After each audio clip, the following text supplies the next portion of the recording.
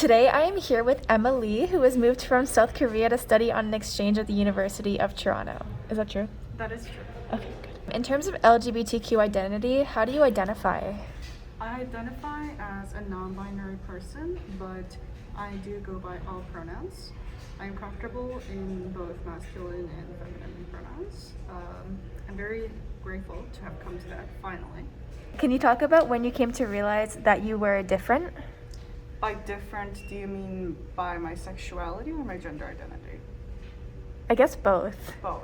Okay. It wasn't long since I realized I identify more as non-binary. So that's been a long journey.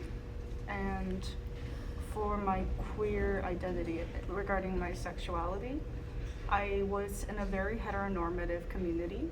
So I was what people call quote unquote comp het for a very long time.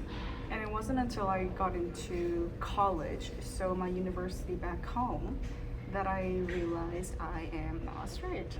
Can you quickly explain what comp het means? So comp het, if I'm correctly remembering it, it's compulsory heterosexuality. Yeah. So a lot of people like me who grew up in communities and countries where the LGBTQIA community are still very much looked down upon, and there aren't any policies or regulations to keep the community safe. A lot of people do not even have the opportunity to question their sexuality or question their gender identity. So they end up seeking partners or romantic relationships in the sex that's opposed to what they were biologically assigned to. So a lot of queer friends that I have in Korea, especially if they weren't exposed to American culture or queerness even, a lot of them tend to realize very late in their life, which is sad, but also it can be a very riveting experience for them, I can tell. So How do you feel growing up in South Korea affected your identity, or did it, your queer identity? it is a complicated situation because I only went to school in the States for like 3 years, but I have folks in the States, so I would go back during summers and winters. So I would say I'm a Korean person. Like I have my identity, my national identity is Korean, but I have a lot of exposure to American cultural aspects. Yeah. I would say. So queerness was not new to me. I was always an ally. I was very outspoken about it. And during early 2010s in South Korea, there was a massive anti-LGBTQIA movement. And like using gay or lesbian as a slur or a derogatory term was very much the norm, actually. Yeah, if any same, especially with men too, because that's fragile masculinity. So if any two boys were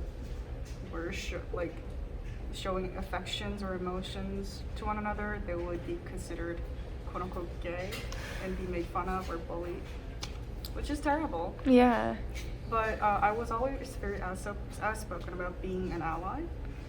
It was an isolating experience, I will say that. There was one person in my high school he was actually in the student council, and he actively participated in Pride and whatnot, and that was very refreshing.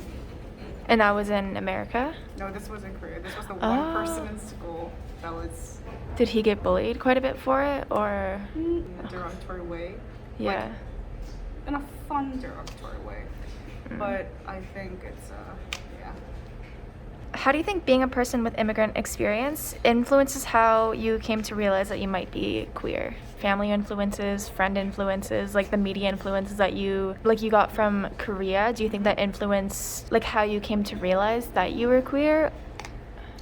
I think how I came to realize I was queer did not have much to do with my immigrant experience, but those two have a correlation in that because of like my intersectional identity, because Yeah. I'm an Asian person, I'm a person of color and an immigrant and a non-binary person, that affects a lot of how much I can express my queer identity. Like, the general sentiment in Korea, even now, is, fine, I guess you're gay. Like, I guess it's not a phase. But, like, do you really have to flaunt it? Do you Oh, really yeah. have to show that you're gay? Like, that is so loud and it's so colorful and... I hate that. Like, also, because of the imperialist history in Korea, there are a lot of Christians. Mm. So every July, every year in July during Pride, there's also a bunch of, not to generalize, but a lot of Christian folks being like, it's not that big of a crowd because more people are showing allyship Yeah. with queer and LGBTQIA people. But it's still very much disturbing using religion as a tool to just invalidate a person's entire identity. Mm-hmm. Do you think that's affected how you view Christianity? If you see a lot of Definitely. anti. So my identity I do identify as Korean, but I think I have the experiences of Korean Americans or Yeah. other diasporas. It is a prominent. It is a shared experience where a lot of first generation Korean American immigrants get help from the church because they have no one they know in the country and they need to settle. So Yeah. the church offers a lot of help. But within that process and after, like once they get settled, the relationship with the church becomes quite complicated. There is a lot of bullying with like Korean American youths in Korean American churches. Bullying? Bullying, a lot of gaslighting with the adults. How so? But that is a whole new subject. So even before I realized I was queer, I had a complicated relationship with Christianity or faith. And after I realized that I do not fit in the heteronormative standards as a person, it was even more complicated. But I do have queer friends that are Christians, and I really respect their beliefs. And they also respect that I do not believe in Christianity. Yeah. So I think the mutual understanding it's very nice. Yeah. Because no one tries to force upon their ideas. Really with people who are, it's called 모태신앙 in Korean. I think it directly translates into like born into Christianity. So their family's Christians, they were born believing the sayings in the Bible. So me invalidating that would be invalidating their life. How is LGBTQ culture and identity seen in Korea versus here in Toronto? Just like how it's viewed generally by the public Okay. versus here? Well, just outside, there's a pride flag in front of a grade school. That is not even fathomable in Korea. Same-sex marriage is still not legal. It's quite sad, actually. None of the government buildings pride flags on, let alone even speak of it. It is a very controversial topic. So they think, for now, what's more imminent is women's rights. And while I do think there's no quote-unquote priority, because this has to do with allyship with Black people and Indigenous people as well, putting their rights first, well not first, putting their rights in priority and working for it, it's eventually going to benefit other intersectional identities as well, other women, other queer people. I think a lot of Koreans don't think like that, and especially women. And because Korean women are treated so horribly, because the development with technology and economic aspects, while they improved in a vastly fast speed, cultural developments did not catch up to that. So it's not even comparable, actually. I think a better comparative analysis would be within the same East Asian countries. But I know Japan is not very open. I know China's different by provinces. So yeah, I think comparing Toronto and Korea would be just so drastically different in regards to the cultural differences, the historical background. So If you had to give people tips who are struggling to accept their identity in a place that is less accepting, would you have any advice to them? the Western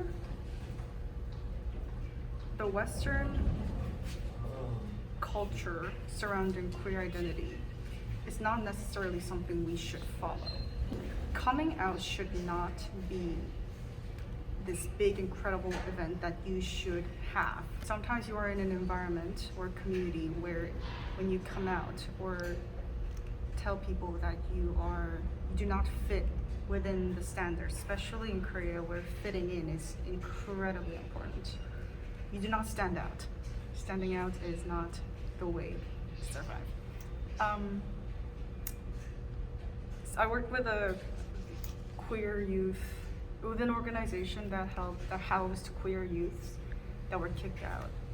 Is this in Korea? Yes, it's in Korea. Oh, okay. I'll send you the link later if you are needed. And I talked to them, and they all have had different experiences. They all have unique experiences, and none of them deserved to be treated the way they were, being said things by their closest people in their life. So I would like to advise them that the media portrayal of understanding and owning your queer identity is not the standard. You don't have to follow that. It may look ideal, but you have to understand that you have a different intersectional identity. Mm-hmm. So find people within your community, and this is a really bad advice, but don't trust people that are not within your community, that you think you could. Don't trust people too much. People that you have known for more than 10 years, this is a personal experience, they will talk. They will talk, especially if you are from a small neighborhood. Just be patient, resilient, and find help within the community. There is help. There is help when you look for it. Stay strong. Don't abandon your parents just yet, but if you feel the need to, just understand that you are not in the wrong for doing that. Can you explain what helped you the most when you were coming to terms with being queer? Community. Finding community. We are all interconnected through internet. Yeah. Nowadays, most of us are privileged enough to have access. Find people within your community, because I feel like as queer people, chosen family is really important to us. Find your own family once you feel like you are ready to do that. But keep in mind that there always will be people that will exploit the fact that you are young, you are you're a baby queer, you just newly realize your identity. And there will be people that will try to exploit on you. So always be alert. If you're comfortable, could you give examples of times you experienced homophobia or hate for how you identify and how to deal with it? The internalized homophobia was definitely one of the reasons why I did not come to terms with my identity. So there's that. There's also one coming from my direct family, because I would go around and beat around the bushes, be like, well, what do you think of queer people? Yeah. And the answer would always be like, oh, well, let them be. But if my child turned out to be queer, I would not accept that. So that was a bummer. I had a friend of 15 years out me to my family member. So that was an incredibly painful experience. But I came to find comfort in my own community. Yeah. So in terms of how homophobia has affected me and how I coped with that, I think that would be my answer. Do you think your relationship with your family has changed since you came out? I think currently there's an unspoken rule between us that, we don't talk about it. We don't talk about it. I don't know. I don't know how to answer this question. I still okay. am in the process of working things out with my mother. Why do you think people are so unaccepting of queerness that they are willing to just, lose a relationship with their own child? Because they were taught that way. It's not necessarily their fault. It's the society and the societal norms, especially with a lot of, when you really learn about Korean history, everyone that stood out died. They were persecuted by either their government or because there were years of dictatorship prior to democracy. It's been only 30 years since Korea had democracy. Fun fact. Or by their own family. I think that's all the questions I have. Is there anything else you wanted to add or say? All throughout the general interview, I was not very pessimistic. I do think this is very unfiltered. This was an experience from me as a third culture kid who have lived in the motherland for most of their life, but also had exposure to the Western culture. So my experience is very unique. Yours will also be unique. There's no set answer. Do what you think you have to do. Always seek out help.